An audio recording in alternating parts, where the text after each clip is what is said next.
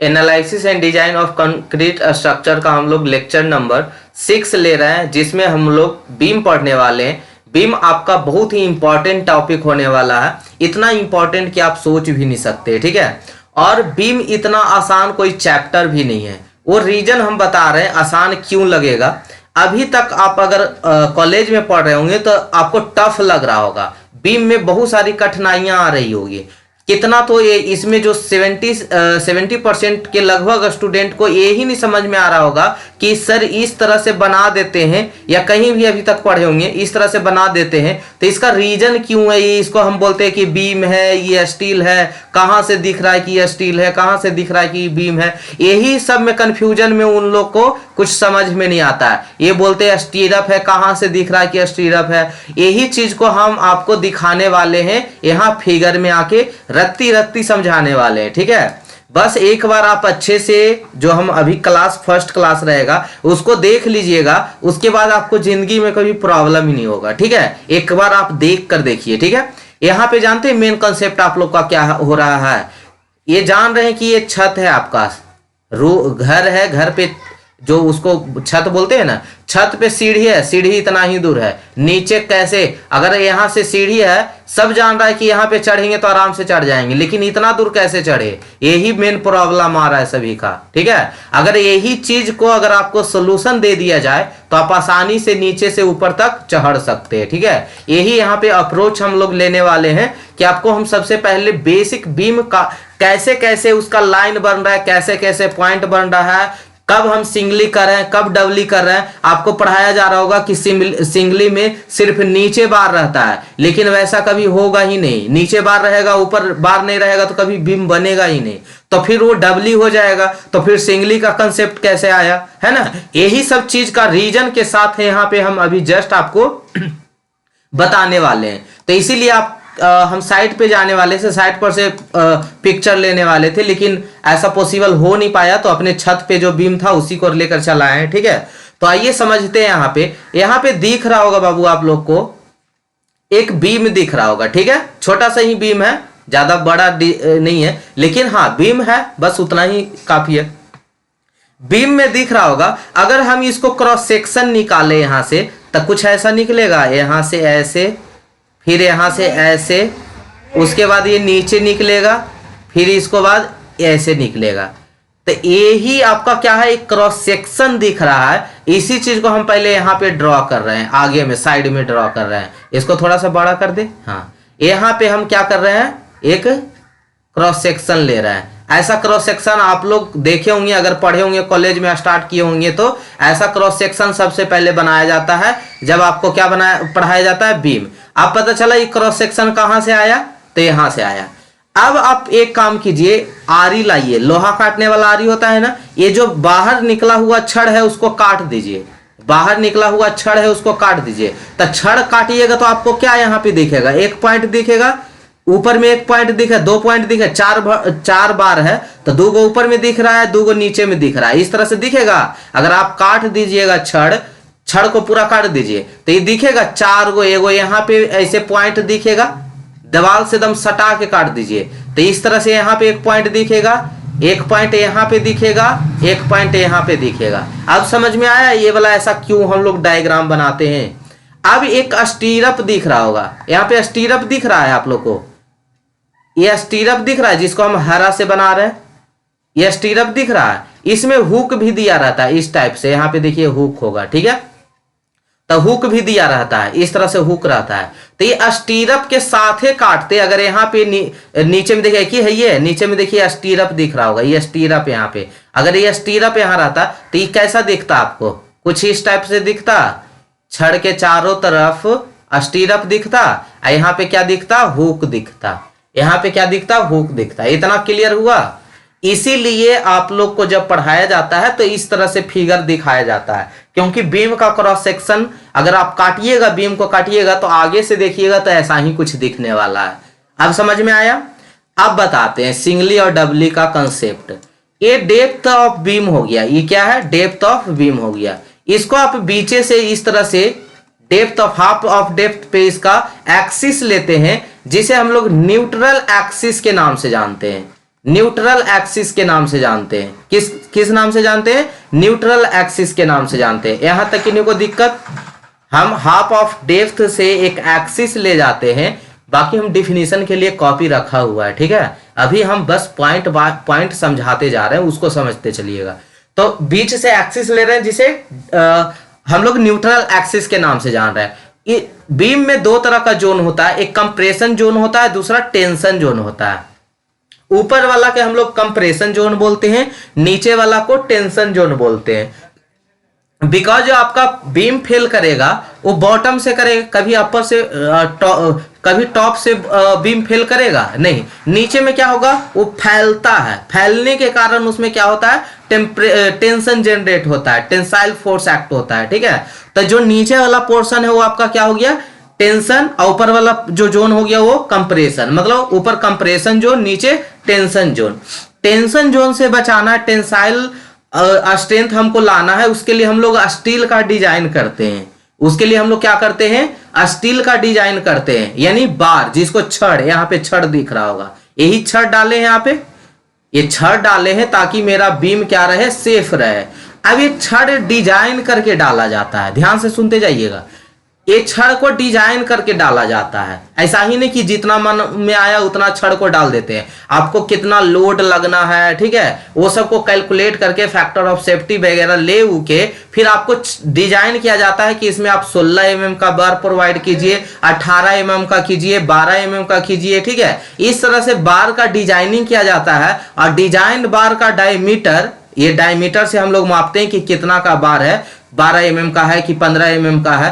तो अगर जो डिजाइन बार 12 mm से ज्यादा होना चाहिए, डिजाइन बार हमेशा डिजाइन बार 12 mm से ज्यादा ही होना चाहिए, यानी 16 mm का, 18 mm का, 20 mm का, ठीक है।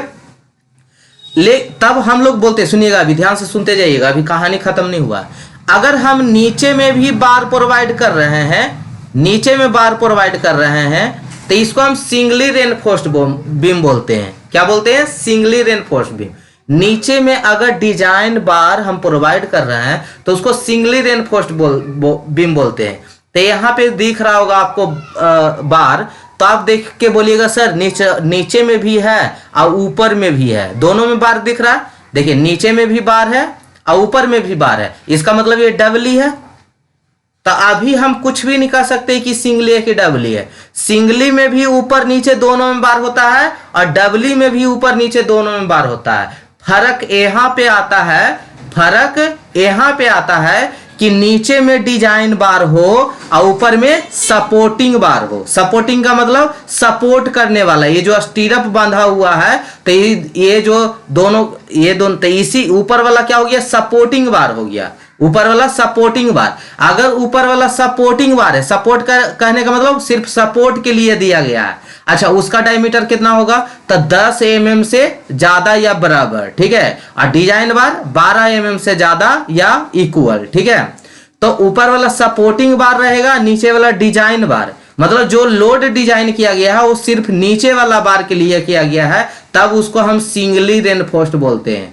तब उसको क्या बोलते हैं? Singly reinforced. और वही अगर हम बात करें कि ऊपर में भी डिजाइने बार रहेगा और नीचे में भी डिजाइने बार रहेगा, तब उसको हम बोलते हैं डबली रेनफोर्स्ड। अब समझ में आया कि सिंगली में भी रेनफोर्स्ड होगा ही, ऊपर भी होगा नीचे भी होगा, डबली में भी ऊपर होगा नीचे होगा, लेकिन फर्क कहां पे आएगा कि नीचे में डिजाइन बार हो, ऊपर में सपोर्टिंग बार हो, तब उसको हम बोलेंगे सिंगली रेनफोर्स्ड। और ऊपर में भी डिजाइन हो और नीचे में भी डिजाइन बार हो, तब उसको हम बोलते हैं डबली रेनफोर्स्ड बीम। समझ में आया? एक बार फिर से क्रॉस सेक्शन दिखा देते हैं, उसके बाद हम लोग अब थ्योरी पे चलते हैं। इतना समझ में आ गया होगा, फिर और थ्योरी में पढ़ लेंगे हम लोग। देखिएगा यहाँ पे ये आपका क्रॉस सेक्शन हो गया। नीचे में हम दे रहे हैं डिजाइन बार, नीचे में दे रहे हैं डिजाइन, ये है आपका डिजाइन बार, ठीक है। और ऊपर में हम दे रहे हैं सपोर्टिंग बार, ऊपर में दे रहे हैं सपोर्टिंग बार, तो रहेगा ही रहेगा, इसको कोई हटा नहीं सकता। ये है सपोर्टिंग बार। ये कौन सा बीम है? सिंगली रेनफोर्स्ड बीम है। क्या है? सिंगली रेनफोर्स्ड बीम, क्योंकि नीचे में डिजाइन बार है, ऊपर में क्या है? सपोर्टिंग बार है। अब ये सपोर्टिंग बार को हटाइए, सपोर्टिंग बार को हटा दिए, यहां भी डिजाइन कर लिए, ठीक है, यहां भी डिजाइनिंग बार दे दिए, तो अब इसको हम लोग क्या बोलेंगे? ऊपर में भी दे दिए, तो इसको हम क्या बोलेंगे, डबली रेनफोर्स्ड। अब इसको हम लोग क्या बोलेंगे, डबली रेनफोर्स्ड। क्लियर। चलिए अब हमें नहीं लगता कि किन्हीं को कोई कंफ्यूजन रहेगा जब हम अब पढ़ाएंगे, ठीक है। ये आपका क्या था, न्यूट्रल एक्सिस था हाफ ऑफ डेप्थ पे, ठीक है। चलिए अब देखते हैं थ्योरी में। यहाँ पे जो बीम पढ़ना है वो हम लोग का रेक्टेंगल और स्क्वायर फ्लेंज्ड बीम भी पढ़ना है, तो वो आगे चलेगा। अभी सिर्फ हम singly and Dabali reinforced beam क्या है उसके बारे में बात करते हैं। Singly and Dabali reinforced beam क्या है, तब तो आप आसानी से डिफिनीशन बता दीजिएगा कि जो आरसीसी बीम होता है वो primarily design for tension than compression. सबसे पहले हम किस में डिजाइन करते थे, कंप्रेशन में करते थे। उसके बाद किस में करते थे, पहले टेंशन में करते थे, उसके बाद किस में करते थे, कंप्रेशन में। ये बीम बनाए थे वहां पे हम लोग बीम बनाए थे। उसमें क्या देखे थे कि नीचे हम लोग पहले डिजाइन करते थे, है ना। पहले हम लोग नीचे डिजाइन करते थे, उसके बाद ऊपर डिजाइन करते थे। तो अगर if beam is only design for tension then it is singly reinforced beam. अगर सिर्फ डिजाइन बार जो होगा किस में होगा, टेंशन जोन में होगा, तब उसे हम क्या कहते थे, सिंगली रेनफोर्स्ड बीम कहते थे। Practically in such beam supporting bar are placed in compression. लेकिन जो प्रैक्टिकली सिर्फ ऐसा बोला जाएगा, आपको जब पढ़ा रहे होंगे सर तो सिर्फ बोलते होंगे ना कि हम लोग सिंगली रेनफोर्स्ड में सिर्फ नीचे बार देते हैं। नीचे सिर्फ बार नहीं, नीचे डिजाइन बार होता है और ऊपर क्या होता है, सपोर्टिंग बार होता है। ऊपर में भी बार होता है, नीचे में भी बार होता है, लेकिन नीचे में डिजाइन और ऊपर में सपोर्टिंग। तो यही देखिए ये लाइन लिखा हुआ है कि if beam is only design for tension then it is singly reinforced beam. Practically in such beam supporting bar are placed in compression. Compression में भी बार होते हैं, ठीक है, लेकिन वो कैसा बार होता है, सपोर्टिंग बार होता है। If the beam is design for both tension and compression. अगर बीम में जो बार है वो डिजाइन किया गया है टेंशन के लिए भी, कंप्रेशन के लिए भी, then that is known as doubly reinforced beam. Practically in such beam design bar of compression act as a supporting bar. यहाँ पे जो सपोर्टिंग बार है वो भी किस में हो जाएगा, डिजाइनिंग बार में हो जाएगा। तब उसको हम लोग क्या बोलेंगे, डबली रेनफोर्स्ड बीम बोलेंगे। सिंगली रेनफोर्स्ड को दिखाना है तो इस तरह से, डबली रेनफोर्स्ड बीम को दिखाना है तो इस तरह से, क्योंकि यहाँ पे भी बार डिजाइन किया गया है, ऊपर में भी बार डिजाइन किया गया है। यहाँ भी बार होगा लेकिन वो कैसा बार होगा, सपोर्टिंग बार होगा। अब देखिएगा यहाँ पे इस तरह से बीम अभी हम जस्ट आपको दिखा रहे थे। तो ये जो ऊपर बार है ये कैसा बार है, सपोर्टिंग बार है, और नीचे जो दोनों बार है वो कैसा बार है, डिजाइन बार है। ये तो इसको आप क्या बोलिएगा, इसको देख के नाम पहचानिए कि ऊपर में सपोर्टिंग है नीचे में डिजाइन है, तो क्या हो गया, सिंगली रेनफोर्स्ड। यहाँ देखिएगा ऊपर में जो सपोर्टिंग बार है वो किसके तरफ बिहेव कर रहा है, डिजाइन बार, और नीचे वाला भी क्या है, डिजाइन बार। मतलब ये क्या होगा, डबली रेनफोर्स्ड बीम होगा। अब उसी को क्रॉस सेक्शन में दिखाया जाए तो क्रॉस सेक्शन में तो इसी टाइप का क्रॉस सेक्शन अभी दिखा रहे थे। ऊपर सपोर्टिंग नीचे डिजाइन मतलब सिंगली, ऊपर भी डिजाइन नीचे भी डिजाइन मतलब डबली रेनफोर्स्ड। अब किन्हीं को कंफ्यूजन नहीं ना है। चलिए अब यहाँ पे देखते हैं जो हम लोग एरिया ऑफ सपोर्टिंग बार लेते हैं वो कितना परसेंट लेते हैं। कोई होगा ना कोई क्राइटेरिया कि सपोर्टिंग बार इतना ही लेना है, तो जो एरिया ऑफ सपोर्टिंग बार है वो कितना होना चाहिए, तो 0.2% ऑफ बीडी। बीडी मतलब जो आपका सेक्शन ले रहे थे, जो आपका सेक्शन है ये वाला क्रॉस सेक्शन है, उसका विड्थ कुछ होगा और डेप्थ कुछ होगा। तो ये विड्थ और डेप्थ का 0.2% से ज्यादा नहीं होना चाहिए क्या, एरिया ऑफ सपोर्टिंग बार। ये आपका क्या है, B इंटू डी, ये आपका क्रॉस सेक्शन का एरिया हो गया। इसके एरिया का 0.2% से ज्यादा नहीं होना चाहिए जो सपोर्टिंग बार है उसकी एरिया। क्लियर। चलिए आगे बढ़ते हैं। जो डिजाइन बार होगा वो कितना होना चाहिए, तो 12 mm के साइज से बड़ा या बराबर होना चाहिए डिजाइन बार हमेशा। इससे कम लीजिएगा तो वो डिजाइन बार में काउंट नहीं किया जाएगा। सपोर्टिंग बार में 10 mm से ज्यादा और बराबर सपोर्टिंग बार हो गया। अगर हम स्टील मिनिमम की बात करें कितना लेना है मिनिमम, तो 0.85 B इंटू डी बटा एफ बाई क्या है, F by grade of steel. अगर 400 जैसे मान लीजिए लिखा रहेगा माइल्ड स्टील, लिखा रहेगा माइल्ड स्टील। तो माइल्ड स्टील का FY कितना होता है 250 न्यूटन पर mm² होता है। H/SD रहे तो इसमें दो तरह का 415 और दूसरा कितना था 500 न्यूटन पर mm था, 415 और 500 न्यूटन पर mm²। चलिए, तो ग्रेड पे डिपेंड करेगा। स्टील मैक्सिमम जो होना चाहिए 4% ऑफ BD से लेस देन और इक्वल टू होना चाहिए, ठीक है। उसी तरह से कंप्रेशन में भी, ठीक है, 4% ऑफ BD। यहां तक किन्हीं को कोई प्रॉब्लम। अब डिजाइन कर्व इन LSM, लिमिट स्टेट मेथड से हम कुछ डिजाइन कर्व करते, जैसे कंक्रीट के लिए कैसा कर्व होता है, तो एक्चुअल में ऐसा कर्व होता है कंक्रीट का, देख रहे होंगे तो FCK इसका पीक वैल्यू कितना है, peak stress FCK। Assumed curve for structure 0.6, देखिए आपके सर बताए होंगे जब आप पढ़ रहे होंगे तो देखिएगा, अगर कहीं पढ़े होंगे तो देखिएगा कुछ इस टाइप से बताया गया होगा। ये बीम है, ये इस तरह से है, और उसके बाद देखे होंगे ये बताए होंगे कि यहाँ तक रेक्टेंगल रहता है, उसके बाद पैराबोलिक रहता है ना, इस तरह से बताए होंगे कि पहले रेक्टेंगल रहता है, उसके बाद क्या होता है पैराबोलिक होता है। वो कहाँ से आया, ग्राफ अगर देखा के पढ़ाए होंगे तब तो बिल्कुल समझ में आ गया होगा अच्छे से। अगर ग्राफ नहीं दिखाए होंगे तो लगेगा ये रेक्टेंगल के बाद पैराबोलिक कहाँ से आ गया। तो देखिएगा जो एज्यूम्ड कर्व इन डिजाइन होता है, डिजाइन के लिए जो हम कर्व एज्यूम करते हैं वो देखिएगा कर्व यहाँ पे कैसे है। इसको 0.002 जिसको हम लोग क्या बोलते थे, प्रूफ स्ट्रेन बोलते थे।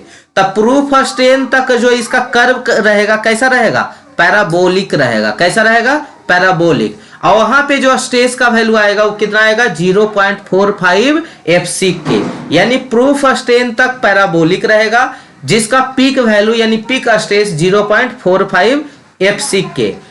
और 0.0035 स्ट्रेन पे उसका जो स्ट्रेस होगा वो आपका जो इसका शेप होगा वो कैसा होगा, रेक्टेंगल होगा। तो देखिएगा इसका अगर हम फिगर इस तरह से बनाए तो ये कैसा होगा, पहले तो रेक्टेंगल है और उसके बाद क्या है, पैराबोलिक है। आई रेक्टेंगल कहां तक है, तो 0.002 तक, यही तो प्रूफ स्ट्रेन है। तो देखिएगा कुछ फिगर इस टाइप से आप देखे होंगे, देखिए ऐसा फिगर दिखाया गया है, ऐसा फिगर पढ़ रहे होंगे। तो ये पहले तो क्रॉस सेक्शन ऑफ बीम हो गया, फिर ये स्ट्रेन है, फिर आपका ये स्ट्रेस डायग्राम है।